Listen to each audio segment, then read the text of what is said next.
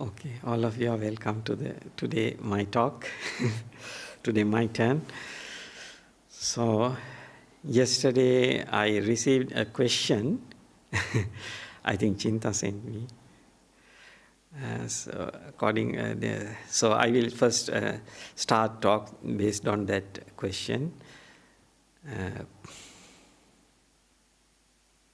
What is Puñña and how people explain, they understand the Puñña. Puñña is the meritorious deeds. That is how we translate. So this Puñña may have the many different explanations depending on usage in different time periods in India or Sri Lanka, or the people who listen this Dhamma and practice. And even before the Puñña word is not a new word to India, or the word that coined by Buddha. It is used even before Buddha.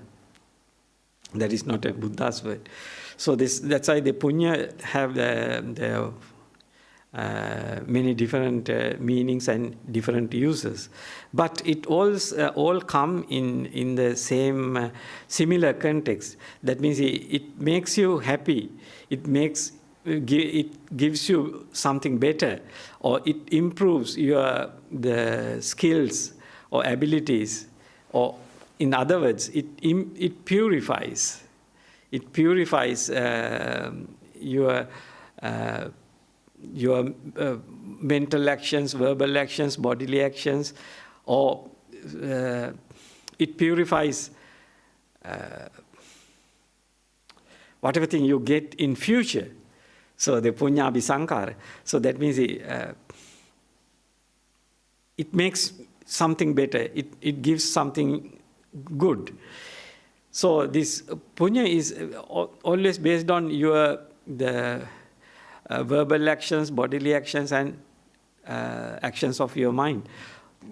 So therefore, this Puñña actually create the wholesome karma. That means the karma means the something related to your existence. So karma is one of the important supportive cause to generate good or bad in your existence. So existence of your body and mind. So it has this Puñña is a good part of your karma. That means the wholesome deeds you have done in past is supporting to your future mental actions, verbal actions, and bodily actions. So in that context, so people say the collecting Puñña is something leads to your future benefit. So it different in the practice in general. It is all looks similar. So in Buddhism, or even before Buddhism, so dana, sila, bhavana. So dana is giving things, generosity, yeah, generosity. And sila, the virtue, and bhavana is meditation. So these things come even before Buddha's time, and later the Buddha also described these things based on the right view. Even before have different views, and the people, teachers who taught these things even before Buddha, explained these three, the dana, sila, bhavana, this generosity, virtue, and meditation, based on different views. So anyway, these things generate the happiness to people in their existence, whatever existence they have. It leads to the future happiness. So it is, we can compare it like people earn money. So this money helps them to live in this present life happily. That means happily means they actually, money helps you to get whatever thing necessary for your existence. So whatever thing make you happy, you can get by money. So in this kind of similarity you can see in this punya. When you train yourself to develop these good mental actions, verbal actions, and bodily actions, it helps you to keep your happiness in your day-to-day life or in future. If you cultivate this, the wholesome bodily actions, verbal actions, and mental actions, then it leads to your future happiness. So, but when Lord Buddha explaining Dhamma, Lord Buddha bring these things to much deeper level. That's why Lord Buddha most of the time use another word, that is Kusala. What is Kusala and what is Akusala? Kusala is what is skillful and what is unskillful. So Puñña is also correct. And in most places, Buddha also used the Puñña, the common word used at that time. Kusala also, the word used in Buddha's time, but it used for everything. That means if you know how to kill animals correctly without damaging yourself, that is also a skill. But it never leads to Nibbana, or it never leads to the future happiness. But sometimes it may be to give some ease for your not very far, the current living, present living. Maybe it helps killing others, and so some people kill and live. They make their living. So it is a part of, but Lord Buddha said it creates future suffering for the same person. So that's why it is, we have to understand, depending on the view, which kind of view you are having. So this view actually come from what you know and what you learn and what you experience.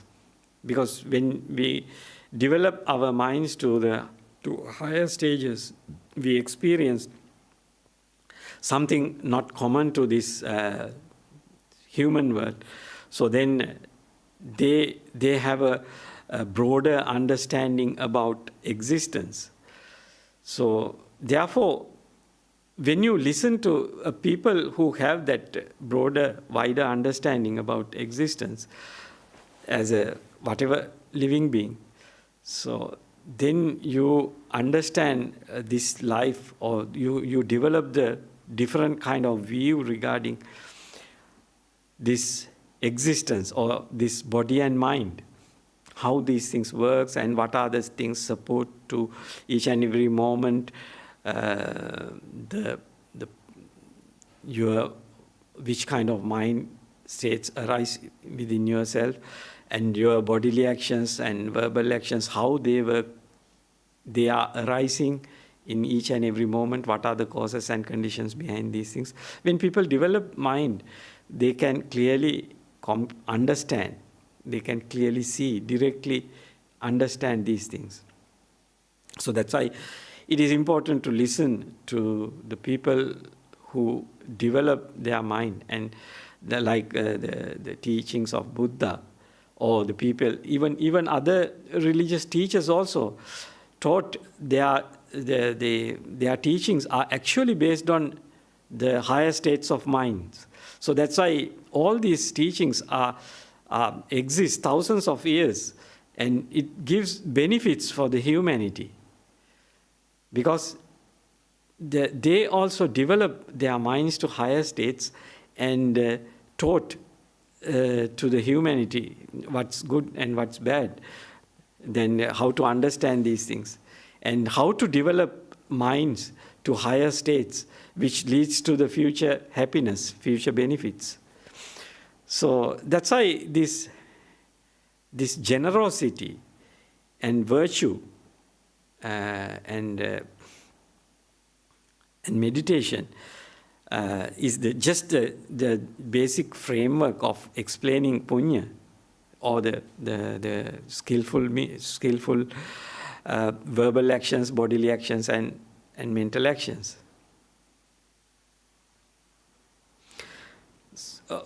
So then,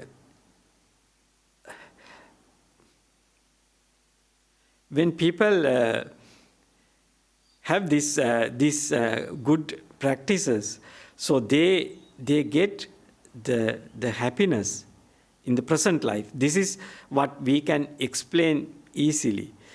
So the future lives, people don't know until they develop their mind to higher states. So then they know their past lives. Then they can understand their future lives. Or otherwise, if people study what these rebirth stories and all these things, what scientists do, and sometimes you may encounter a child who is telling his past lives, and sometimes people investigate and understand, yes, this is true. So then you can understand, yes, we may had a past life, and we may have a future lives also. So that kind of understanding you can get. So these things, then your way of seeing things come to a different level. So then your practices may become more refined, because you have the understanding about future lives and how these things works. But when you carefully watch the world, you see when people develop unskillful verbal actions, bodily actions, they fall into most of the negative impacts or disasters or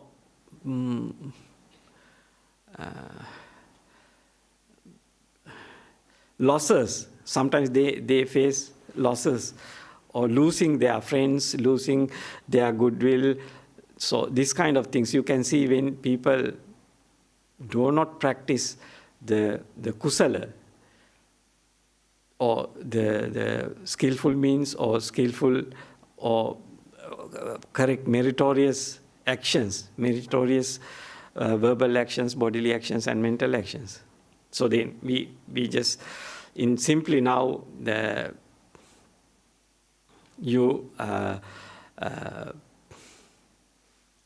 now we recited the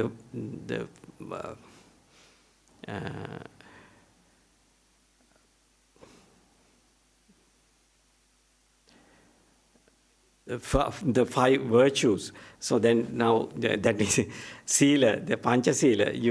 We recited this observing these five precepts also is called as a skillful means, or the kusala, punya, because it develops a skillful way of behaving in this world. So it leads to your future happiness if you avoid killing living beings, if you avoid lying or stealing, sexual misconduct, lying, and drinking intoxicants or using intoxicants. These kind of things, if you avoid, it leads to the future happiness, and this even in this present life, it leads to your happiness. So that's why Lord Buddha say these things leads to the future happiness if you practice this right verbal actions, bodily actions, and right livelihood or right mental actions. Then it leads to the verbal actions, bodily actions, and livelihood. So based on this right view, we can say even the other views also in other religions also leads to the certain level of future happiness. So these things we have to keep in mind. This punya has a wide meaning, and it leads to the future happiness or avoiding the bad experiences. But in Buddhism, Buddha say, when you are living in this world, so when you exist, when this I, ear, nose, tongue, body and mind exists in this world, so you actually don't have a control on the whole experiences. So because that depends on, when you are existing in this world, that depends on many causes and conditions in this world. So that means these climatic changes and that kind of this utuniyama. So it relates to your body and it relates to the world. So many different causes and conditions change the external world. At the same time, it affects to your body. So then you have to bear those experiences. So in the same time, there's some other people actions, so it creates harm to your body and your mental well-being. So you can see in this world, in your day-to-day life, and when you see what happened in your life and the living beings in other countries or this country, when they are facing unforeseen things, sometimes their mental states deteriorate, and sometimes their bodily states also deteriorate. So these things come when we exist in this world. It is a part of the existence. So that's why Lord Buddha say, until you exist in whatever state, if it leads to the continuation of existence, so it will lead to the future suffering. Because you know any living being in whatever state they exist in. So this, until it continues, it leads to the different states. It changes the state of existence. So you can't stay in one existence forever. So that's how Lord Buddha explained this Dhamma. Because Lord Buddha could see as far the long past, how this different state of existence last, how long it lasts. And some existences last many thousands of eons, but those living beings also come to the death, or death means extinguish from those states and come to different other states. Because this mind is not a fixed thing, it never enjoy the same thing all the time. Then it become unhappy about the present existence and go to different existence. That's why Lord Buddha say, so it is good to understand this phenomena, not only focus on to the whatever thing you are experiencing now, and how to avoid the unpleasant experiences you have now and go to the higher states of experiences, or more unshakable, non-changing experiences. Once you can develop your mind to such states, and you can exist for a long time. But Lord Buddha say that kind of existence is also not permanent, and it leads to again come back to their states like this. So that's why Lord Buddha encouraged people to understand this phenomena. So what is our mind? How it arises, and how each and every moment these feelings, perceptions, volitions arise in our mind. How these things arise? What are the causes and conditions behind this mental phenomena? And this bodily phenomena also. This body also always associate with the mind, And it changes when the mental states are changing. So Lord Buddha encouraged people to understand this phenomena, watch mindfully, and see how things works. So how the causes and conditions drives this mentality and this bodily, the body and mind. So then you can understand how things works. So therefore, Lord Buddha in many suttas explained Puñña as this 37 Bodhipakkiya Dhamma. Bodhipakkiya Dhamma means it is. So how do you say in English? The practices. Actually, these are not just the conditions, but these are the practices Lord Buddha encouraged people to develop. So this the four mindfulnesses, this satipatthana, four satipatthana, and then four satara sammappadana, four efforts, and satara iddhipada, four satara iddhipada, pancha indriya, pancha bala. These are Pali terms actually. Just sometimes most people don't know these Pali terms, so that's why I try to explain. So these things not come to my mind at exact this moment. So that's why sometimes.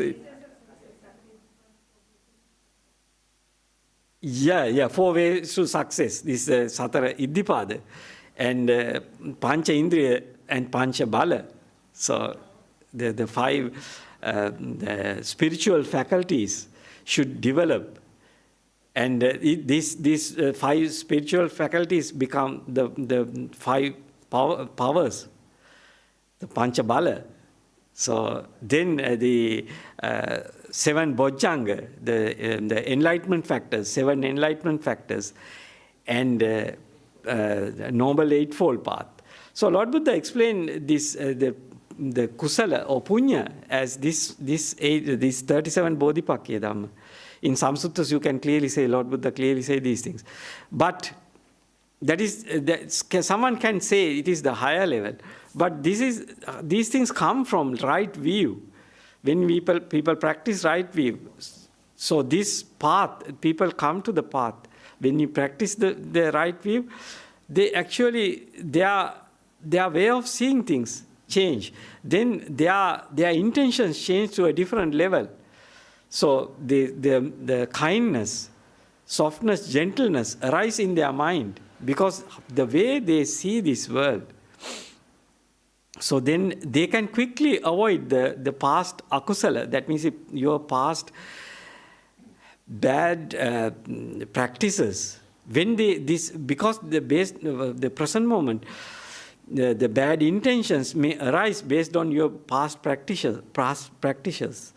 And sometimes bad verbal actions, bodily actions may arise based on past practices. So when you develop the right view, you can avoid these past practices, and you can cultivate good practices based on good intentions. So these good intentions, Lord Buddha say, arise based on practicing of right view, or associate with the people who are practicing the right view and right practices, right intentions. So when you associate with such people, you naturally get what is right and what is wrong based on their way of seeing things.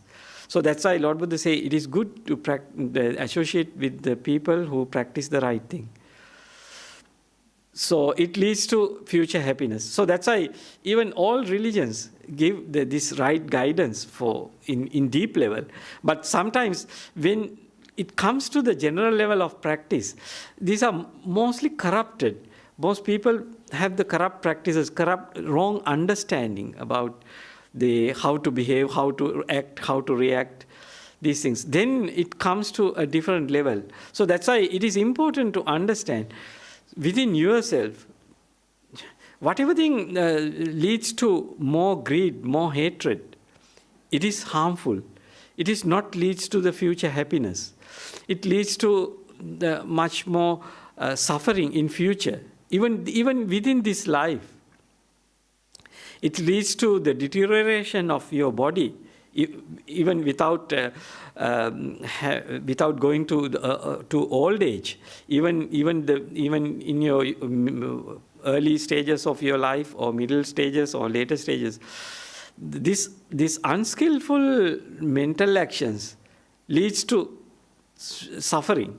So that means the unskillful mental actions means, see, these wrong thoughts. That means the ill will, hatred-based thinking, and the thinking to harm others, and the highly leads to the sensuality. So that's the greed to the sensuality.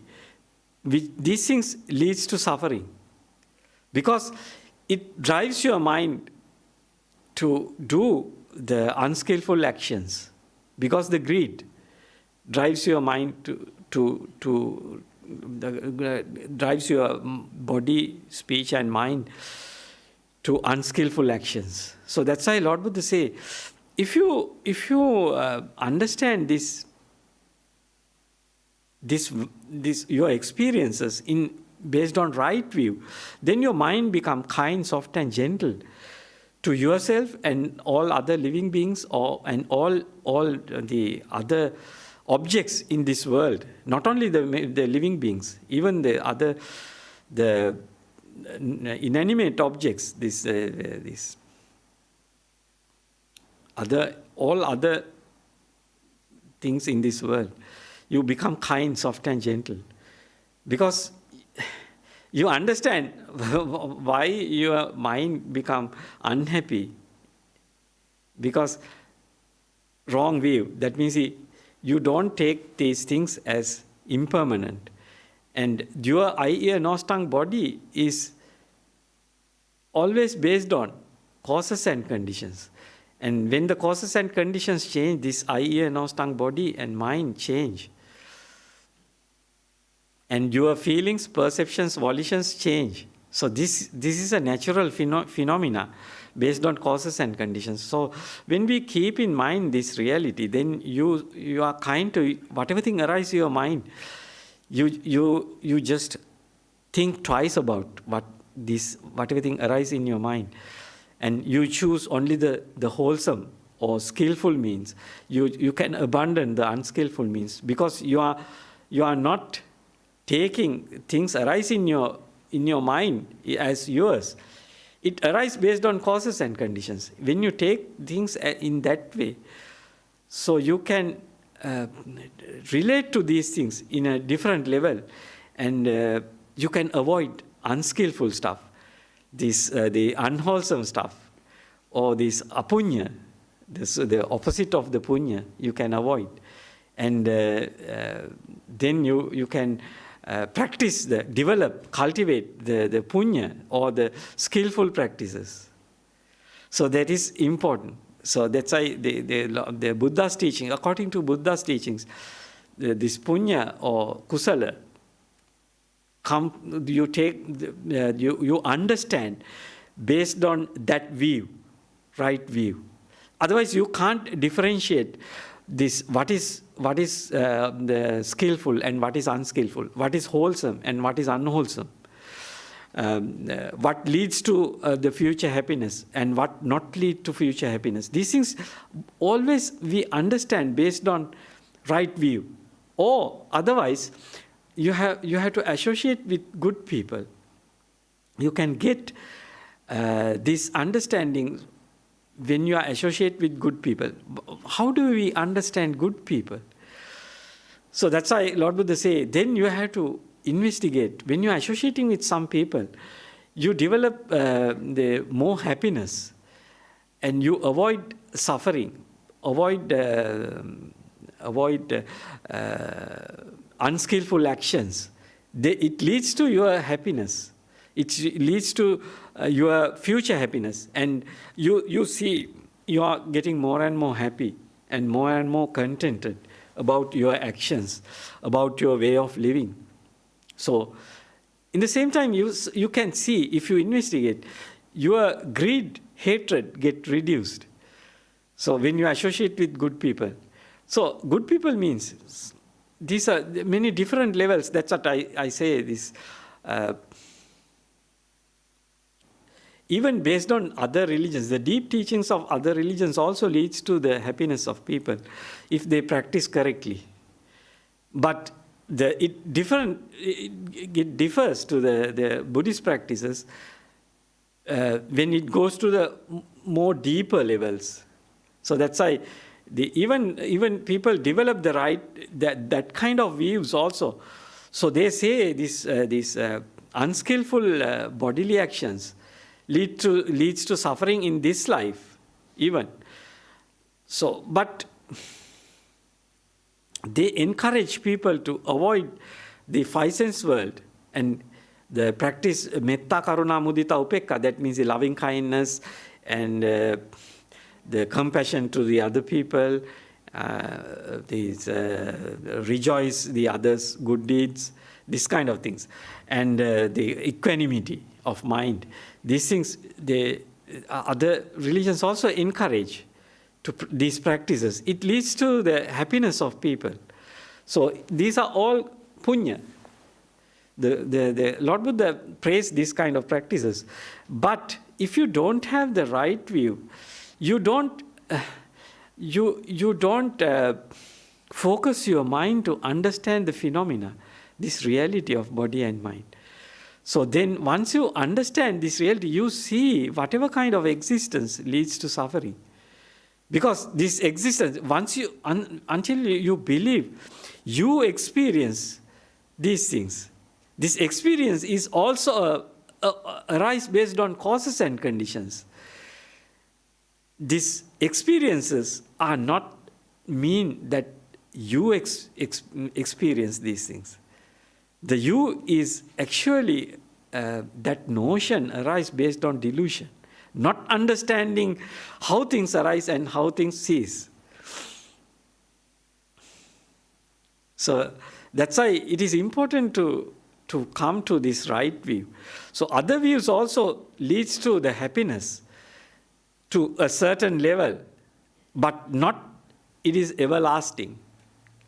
But according to their view, they say it is everlasting. It is everlasting happiness you achieve to those happinesses. It lasts forever.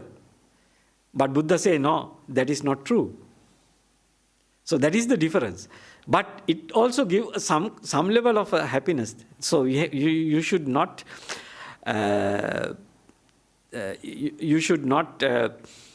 misunderstand that those teachings leads to the unhappiness. But it leads to the faraway unhappiness. That's true.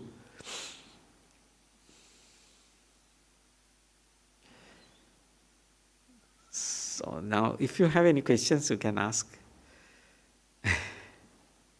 So,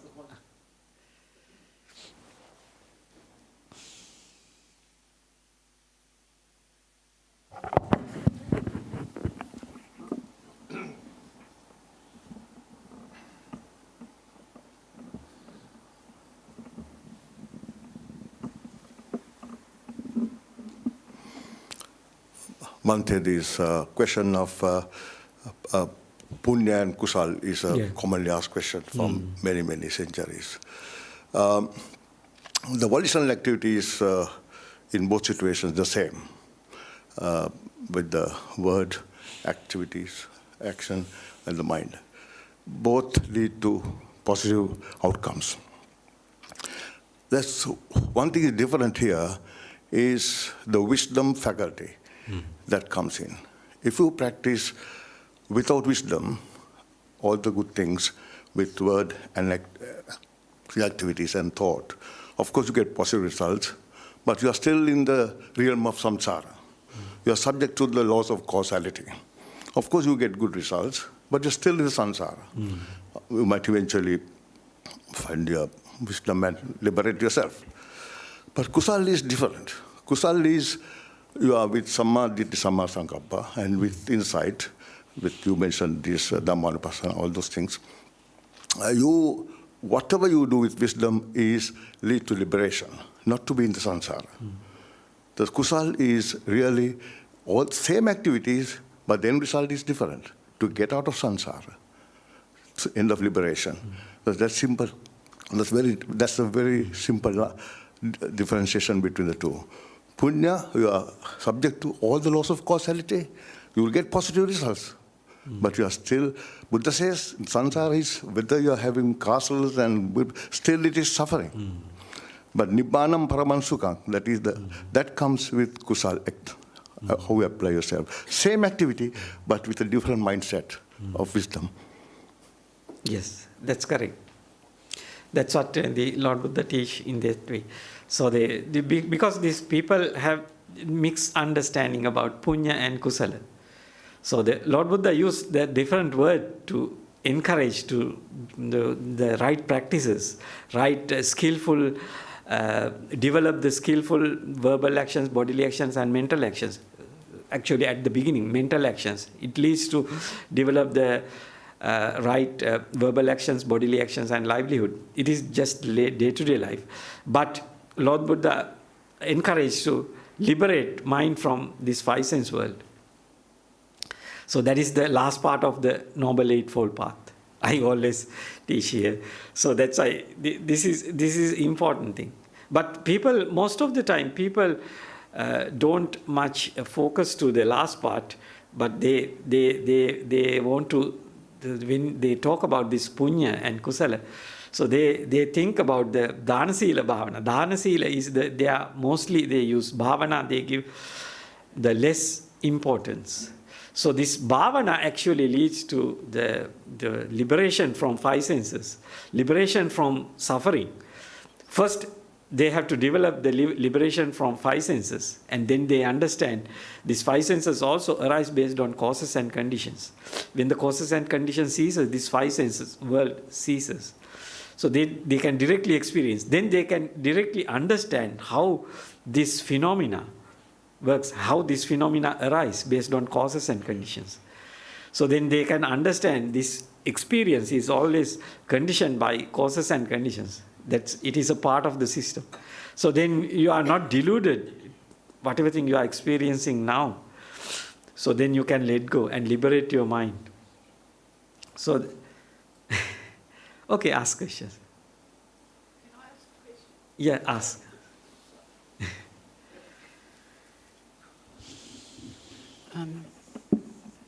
That's about right, perhaps a bit. Thanks very much, Langdon. Yeah, thanks. Perhaps back on a more, slightly practical matter, in this vein, quite often, we meditate and practice. We're aware of perceptions, and I think through practice we can change our perceptions, certainly, because our perceptions are to do with causes and conditions. And this is very, very helpful, of course. But sometimes I find something hits me from I don't expect, meaning it's clearly come from the past and from life and all that. And sometimes it's quite powerful. It's a sense of, well, might be a bit of anger, might be a bit of resentment. We were talking about resentment last week.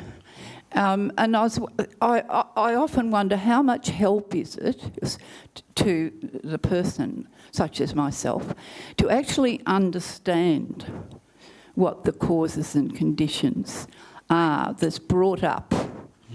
I think I automatically try to, but is that good practice, or should one, try and let it go, so to speak, without actually even understanding? Could you comment on that? How important is understanding what are the causes and conditions? Because I would have thought very important. Yeah. Thank you. Yeah, that's true. So the understanding causes and conditions. This always, the important thing is, so if we anger or resentment arise in our hearts, if we don't use the right way of seeing things, that means otherwise you will see it is reasonable. That anger is reasonable because this person did that thing wrong, this thing wrong. So that is the way of seeing things in wrong way. So that's why, all the time your anger is reasonable. If you don't see in the right perspective or right anger, otherwise you justify yourself.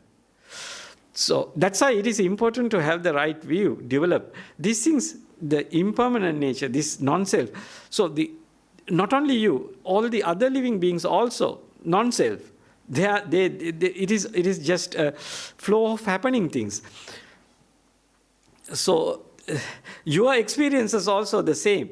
So if you have the right way of seeing things, then you are kind, soft, and gentle to yourself, and you are ready to let go whatever thing arises in your heart at the beginning. And in the same time, the causes and conditions created by some other person or some other object, so you are kind to those things also, because those things also the part of this natural phenomena.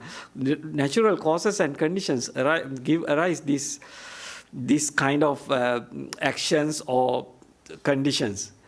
So you see things in that right way, your mind naturally becomes kind, soft, and gentle.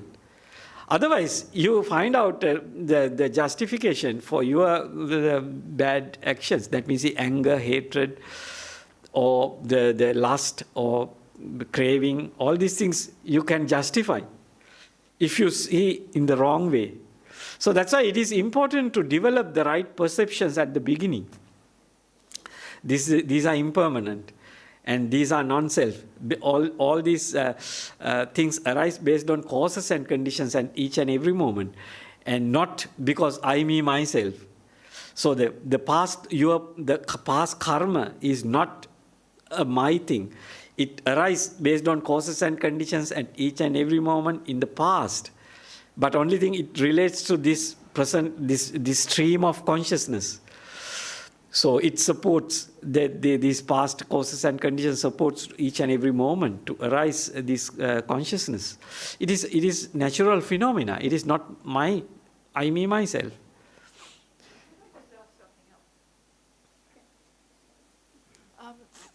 Is it unwise or wise, therefore, to speculate on the past karma or your previous birth?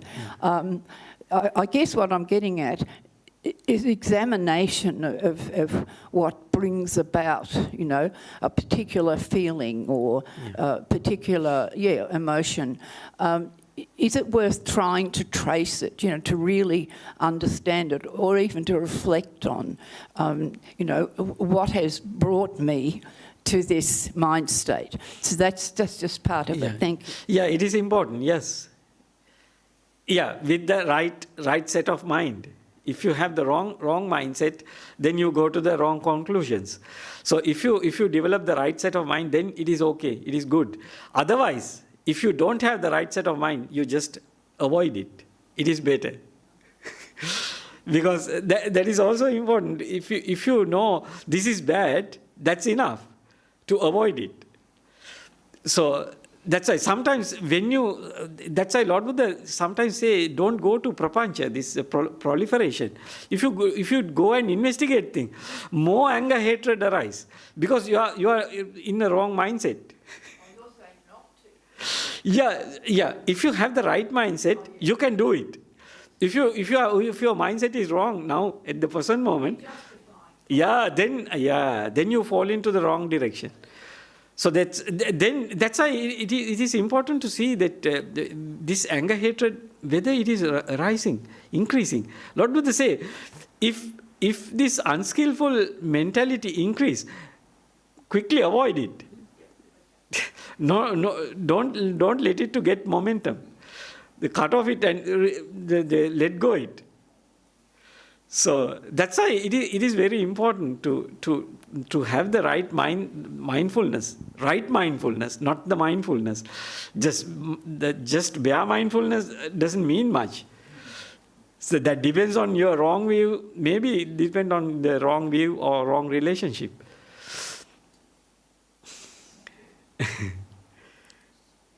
Thank you, Ajahn. We have a few online questions, so before we take any more questions from the room here, I'd just like to ask one of those. The first one is, what guidance did the Buddha give for monks and lay people for cleaning and caring for the body? Thank you.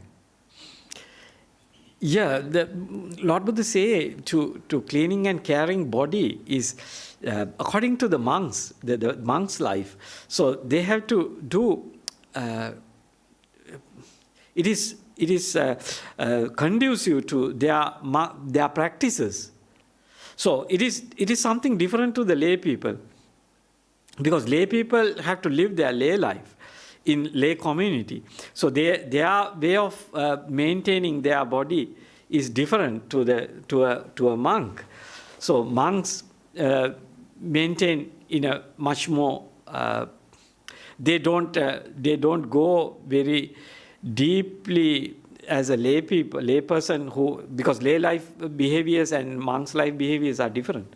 So that's why in some Vinaya, if you go to the Buddhist monastic code, sometimes the Lord Buddha imposed rules to take a bath in 15 days. Because sometimes monks go and block the I think there is a bathing place in Ganges River or somewhere.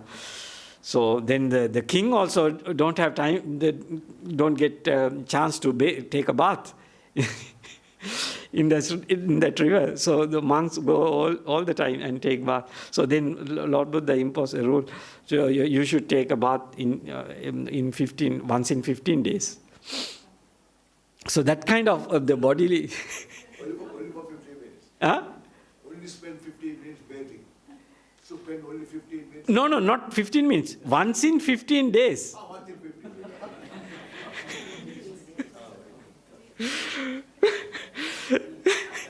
minutes. Not 15 minutes. Once in 15 days. That means you have to wait next 14 days to take next bath.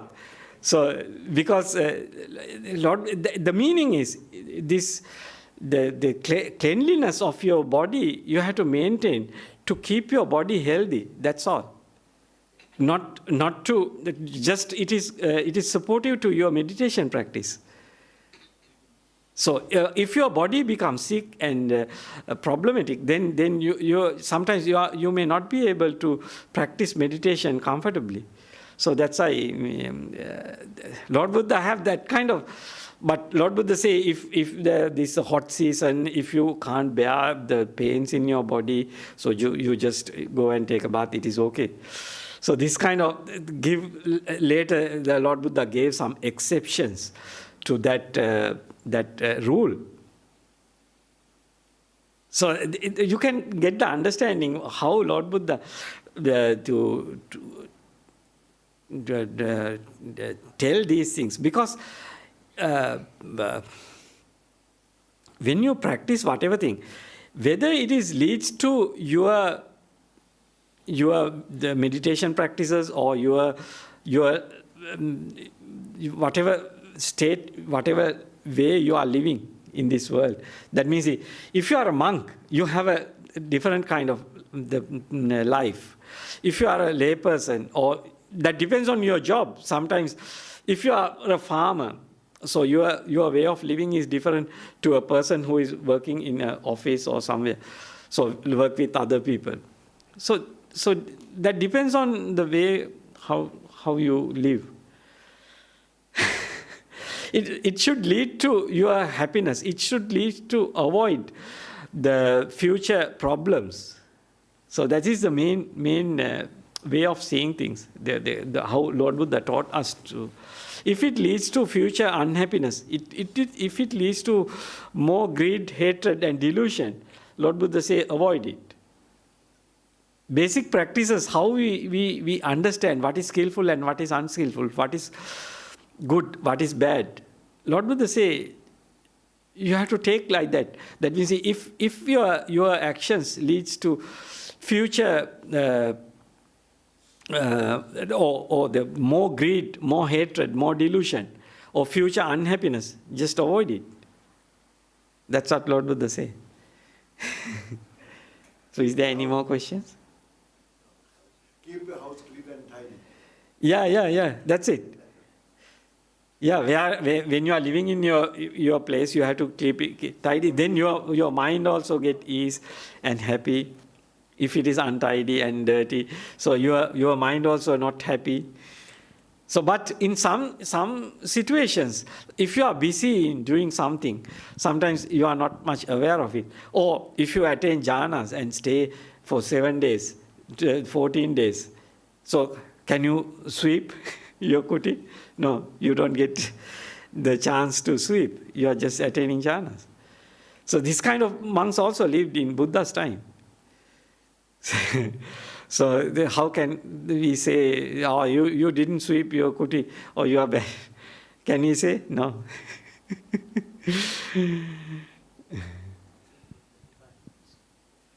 Are there any more questions from anyone in the room? Yes? Yeah, okay. Yeah, please come forward. Yeah. Thank you so much for being here and giving us the teaching using your precious time. And I have a question for you, not about the teaching, because teaching is the teaching, and you are you. I want to know why you're here in this incarnation. What was the experience you needed to have? Because otherwise you won't be here.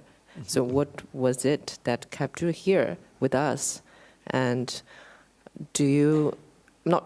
I guess I'm curious about. Are you coming back with us again? Because Kuan Yin Bodhisattva made this loving kindness wish that he'll be with us until we're all graduate from this density or whatever. Is that also your wish, or where are you at on the path to liberation? So actually, our lives, we have a past lives. We develop certain states. Each and every person have a past life. So these things, the only thing the Lord Buddha say, this, according to what we are experiencing, according to as a monk, I can say. So once we learn something good, and once we practice and get something, actually, when we understand, this leads to end of suffering or stop suffering. So it leads to happiness. It leads to avoid unhappiness, and it leads to liberation, liberation of the mind. So when people know these things, then they want to teach other people also. That is something in the nature. It is something normal. It is not something special. When you see how our minds are liberating, so then we can teach other people easily. So what is beneficial and what is non-beneficial? What leads to emancipation? So then it is not something very complicated, because each and every person, if they see this life in the right way, they can understand how things arise, what are the causes and conditions behind these things. So the only important thing at the beginning is, if people's minds are not calm enough, still enough, they can't see things, because the mind go very fast.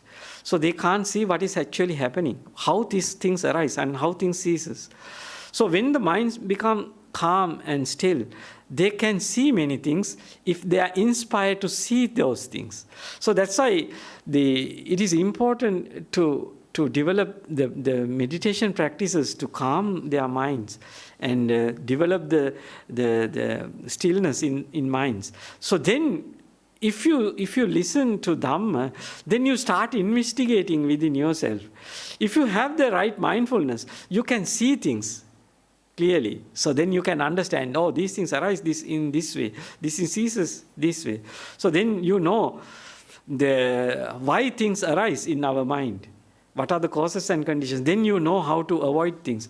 These things are skills you develop when you see things. So that's why it is important to understand when you listen to these things, when you have the faith, oh, this is right, this is good. These things leads to develop, cultivate skillful means, which leads to total emancipation, end of suffering. So then you have to use that and practice. Then you see within yourself what is happening, how things go to cessation. So that is the important thing I can tell you. So as a Buddhist monk, the Lord Buddha encouraged us to teach to people, and in the same time practice and keep the path up to the end of the practice. Thank you very much, Bhante. We have a question from one of the members of our volunteer team who's not here, but it seems he's very unwell, and so we wish him well. Yeah. He's asked any advice on practicing and remaining mindful when one is sick. Yes. Yeah. When you are sick, actually sickness is actually based on your body. The sickness come to your body. It is not a reason to sick your mind. You can separate your mind from your body. That's what Lord Buddha say. Why are you worried about your body? Because you take your body as yours. So it is something common to all living beings. But if you listen to Dhamma and if you start think based on Dhamma, that means Dhamma means the reality of this body and mind. You know this body is body among bodies. So if you listen, once you listen to Dhamma, this body has a limited time. Even without listening Dhamma, you know that this body has a limited time, and it go to old age and death. Or without going to old age, also you can go to death. It happens. It depends on depending on causes and conditions. So it is not a permanent thing. It had a short life, and when comparing to the gods or the heavens, it is short, very short. So and in the same time, you know this body fall into sickness based on different causes and conditions. Sometimes most of the time you don't have control on those causes and conditions if you don't know. So therefore, you can kind to your body and mind when you are sick. You have to only to just take care and leave it alone, and free your mind from your body, and practice meditation. Make it happy. Focus to the stillness of the mind. And stay with the stillness, stay with the light, stay with the stillness. Sato aloka sanyi. That means the perception of light, you can develop your mind and focus to that one. Or other practices. So sometimes you just focus to some external object and stay with that object happily. Don't focus your attention to your body. Or whatever painful, sometimes body may be painful. So if you can avoid your attention from your body, so your mind can maintain in a happy state. Or sometimes be kind, soft and gentle to your mind. Don't worry about your body. Just take care about your body. That caring attention is also good. So the only thing, not to worry. Worrying creates more problems in your body. If you get upset and worry about your body, that it leads to more problems in your body. So if your mind is happy and contented, it leads to a quick cure on all bodily problems. So that's what I can tell. Why did Buddha say arogya paramalabha? Yes. What did he say? Yeah, arogya paramalabha santutti paramandanam vissasa paramanyati nibbānam paramansuka. Arogya paramalabha it comes to you because the good health comes to you because your past karma, good karma. That's why how you deal with the present moment. All these things, whatever thing you encounter in this body and mind is a part of your past karma. Past karma is a part of the health. So that's why arogya paramalabha. If a person have a good health, it is a great benefit for you. It is a valuable thing because you can do good things without worrying about your body. Otherwise, you are worrying about your body. You have to take care about your body. Sometimes your body is not helping to your practices because you have to spend time to treat or care your body. So it takes time. So arogya paramalabha means because body is just the closely associated part of your life. So that's why. So if it is healthy, it is really helpful to your practices. So if it is not healthy, no need to worry. Just let go and free your mind from your body. Then it leads to it not object your practices. So that means meditation. So important things. Don't worry about your body. When it becomes sick, be kind to it. Take care about it, but don't worry about it. Body is body. Body is a part of this world. Body is a natural phenomena. It always based on causes and conditions. Ajahn, thank you so much for your teaching today and your time and explanation for our questions. We do have more questions online, but unfortunately we've run out of time here. We need to prepare for the lunch. So thank you again. Then we may pay respect to Buddha, Dhamma and Sangha and finish.